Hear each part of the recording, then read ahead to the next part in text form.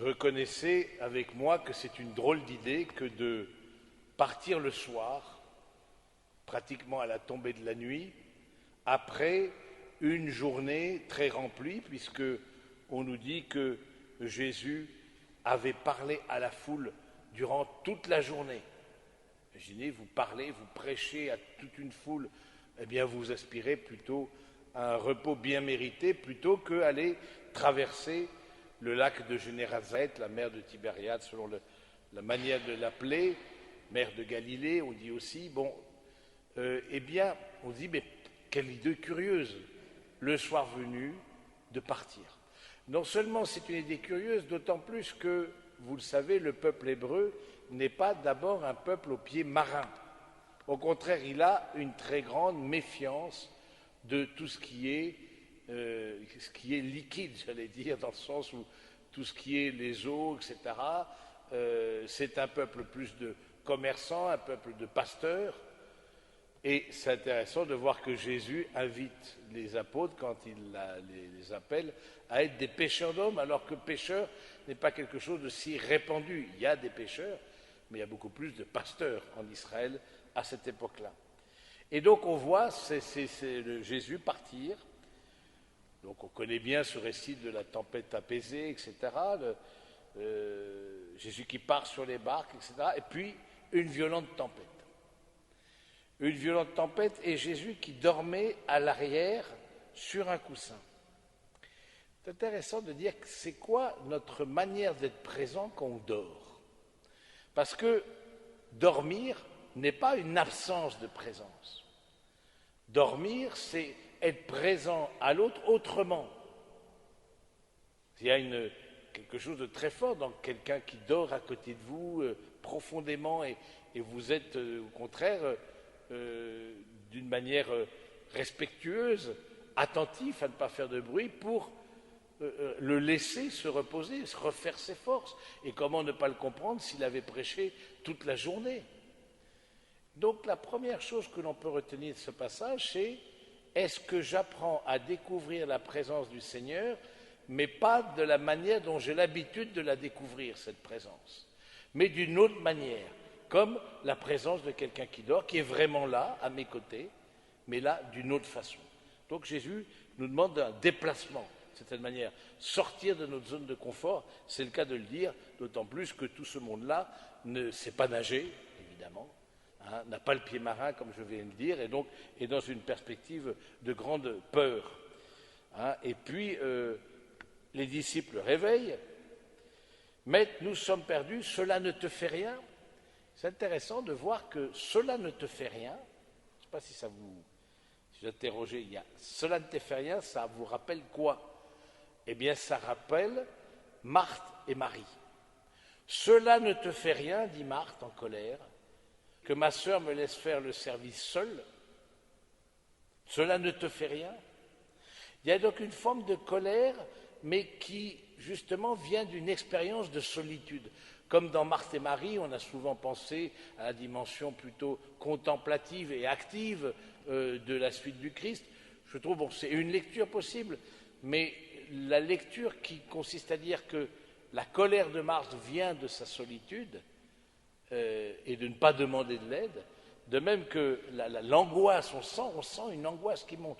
L'angoisse de ces habitants de la barque vient de l'expérience d'une solitude alors que le Christ est là. Il a entendu prêcher toute la journée.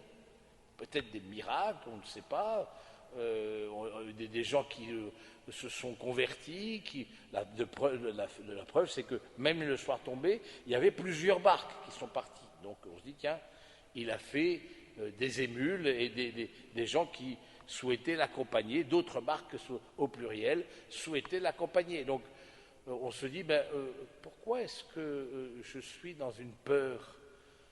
J'ai une expérience de solitude, j'allais dire même originelle aussi, une solitude, le fait de se sentir seul et sentir dépourvu, alors que Jésus est là, il est présent, mais il est présent autrement.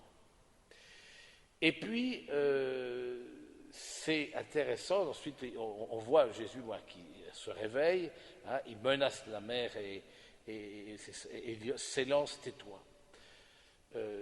Ça veut dire quoi? Ça veut dire que, premièrement, le fruit de la parole du Christ, cette parole du Christ que les disciples ont pourtant entendue toute la journée, hein, et ils auraient dû quand même avoir... Du coup, là, on voit, c'est ce qu'on appelle une parole performative. On appelle ça en théologie, c'est un peu compliqué. Performative, la parole de Dieu, c'est une parole qui accomplit ce qu'elle dit. Notre parole, nous, par exemple, n'est pas performative, et heureusement, parce qu'il n'y a que les dictateurs qui voudraient avoir une parole performative qu'ils disent et cela se fait. Mais seule la parole de Dieu, et Dieu dit, et cela est. Genèse. Elle est performative, elle accomplit. Donc on voit là quelque chose de la divinité du Christ. Mais c'est intéressant aussi, quelque part, que ces disciples, qui ont été appelés sous le registre de pêcheurs d'hommes, c'est étonnant cette histoire de pêcheurs d'hommes aussi. Péché, déjà, péché n'est pas commun, n'est pas familier au peuple hébreu, il y a des pêcheurs, on suppose, mais pêcheurs d'hommes. Et alors du coup, on se dit, tiens, au fond, c'est vrai que personne ne peut rester dans l'eau toute une vie, je veux dire même plusieurs heures, même si on lui apporte de l'eau douce à boire et qu'on l'alimente par ailleurs, notre corps n'est pas fait pour le milieu aquatique. Et notre corps, on pourrait mourir avec plusieurs dizaines d'heures, voire centaines d'heures dans l'eau, comme ça on ne supporterait pas. Nous sommes faits pour la terre. Et quand vous entendez ça, vous entendez terre promise. Bien sûr, l'eau versus terre promise. Donc on est fait pour la terre. Et être pêcheur d'hommes, c'est tirer la personne d'un lieu mortifère pour l'amener sur le rivage, la terre promise. Quand vous êtes en train de vous noyer, vous n'aspirez qu'à voir le rivage, un peu de pied ferme, de sol ferme sous vos pieds, etc.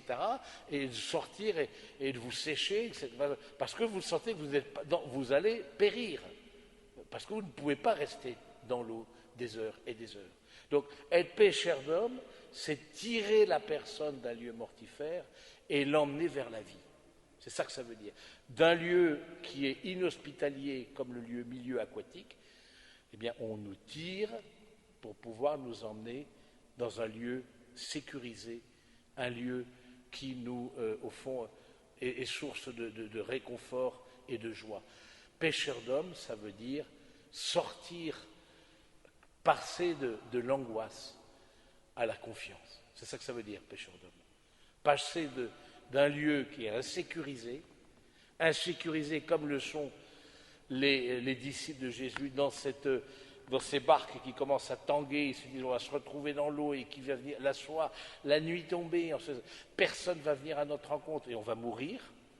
On est dans l'angoisse, on passe de là et on va vers un lieu de confiance. Sortir de l'anxiété, de l'angoisse pour entrer dans la confiance. C'est ça être pêcheur d'hommes. Et Jésus, ce qu'il fait, c'est ça. Et dans les mots mêmes, on dit à un moment donné, Jésus lui dit, pourquoi êtes-vous si craintifs? Si craintifs, c'est-à-dire tout peureux. Tout peureux, voilà. Et eux, pourquoi avez-vous de la peur? Et eux disaient, saisis d'une grande crainte, ils se disaient entre eux, qui est-il donc celui-ci pour ordonner au vent et à la mer? Et c'est là où il faut parfois être attentif, c'est que crainte, vous le savez, n'est pas peur. C'est pas la même chose que peur. Justement, on passe d'un lieu mortifère à un lieu sécurisé, on passe de la peur à la crainte de Dieu. Et la crainte de Dieu, c'est l'expérience de son amour tout-puissant. Si vous êtes encore dans une peur de Dieu, c'est qu'il y a quelque chose, vous n'êtes pas encore disciple de Jésus. Vous n'avez pas fait ce passage vers l'autre rive. Passons sur l'autre rive. Vous n'avez pas fait ce passage, vous n'avez pas fait cette Pâque. Parce que Pâque, c'est passage. Et passage, c'est Pâque. C'est-à-dire la même chose. Vous n'avez pas une personne ressuscitée, vivant de la Pâque. Et donc, c'est intéressant de dire qu'en fait, l'expérience de foi a fait passer de l'angoisse, de l'anxiété, de la peur, à l'émerveillement de la puissance de Dieu, qu'on appelle la crainte de Dieu, mais les mots sont piégés, parfois on voit crainte à la place de peur, etc. Non, la révérence, l'admiration, la gratitude face à la puissance du Seigneur. Donc je trouve ce passage-là, il est très, très fort, puisqu'ensuite arrive sur la terre ferme, et le passage d'après, je pense que c'est le dimanche prochain, mais bon, le passage d'après, c'est justement Jésus qui délivre un possédé. C'est-à-dire, un possédé, c'est une personne qui n'est pas en mesure d'agir librement, et il vient le délivrer, le passer de ce qui est d'une forme d'entrave, d'une forme d'addiction, on pourrait même dire, de quelqu'un qui n'est pas dans la possession de ses moyens, à un homme libre. Et ça, c'est quoi?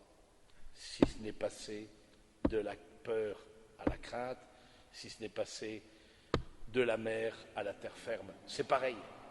Donc c'est intéressant de voir le salut, c'est ça. Le salut, c'est ces passages-là.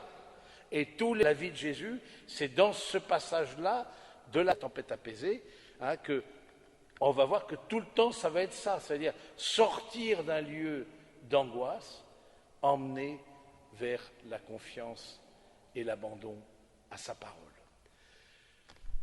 C'est l'histoire d'une vie.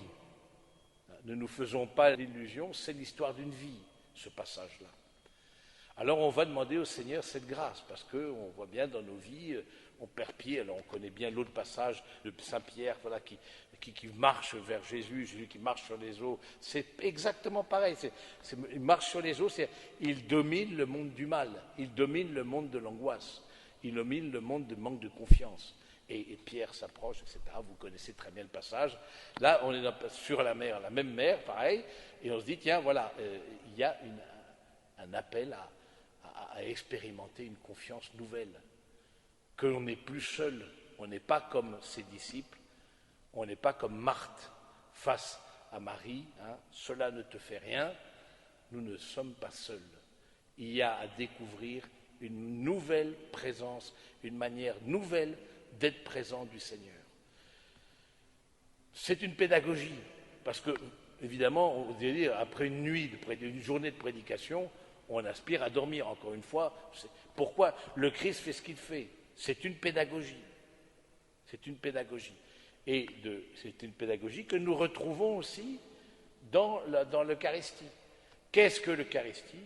Sinon exercer notre regard à découvrir une autre manière d'être présent que le Christ nous révèle. Ceci est mon corps, ceci est mon sang. On va demander ce regard-là, cette confiance-là, parce que nos psychologies sont parfois blessées, parce qu'il y a un aspect aussi plus psychologique qui fait que, voilà, on a, malgré nous, on est anxieux, on est angoissé, voilà, il y a des personnes comme ça dont les psychologies sont comme ça. Bon, voilà, non, on ne choisit pas forcément sa psychologie. Mais la différence entre la psychologie et la foi, c'est que la foi, c'est aussi un choix. Et donc, tu ne choisis pas ta psychologie, ça c'est possible, parce que de blessures d'enfance, d'abandon, que sais-je, tout ça, les psys sont très forts pour détecter tous ces traumatismes-là. Mais ce que tu peux choisir, c'est la manière de vivre ça. C'est la manière de vivre ça, c'est dans la foi, malgré ce que je peux vivre psychologiquement, j'accède à un autre niveau qu'est la confiance et l'accueil d'une présence. Demandons cette grâce les uns pour les autres en cette Eucharistie. Demandons d'être les témoins d'un Dieu qui nous appelle des ténèbres à son admirable lumière. Amen.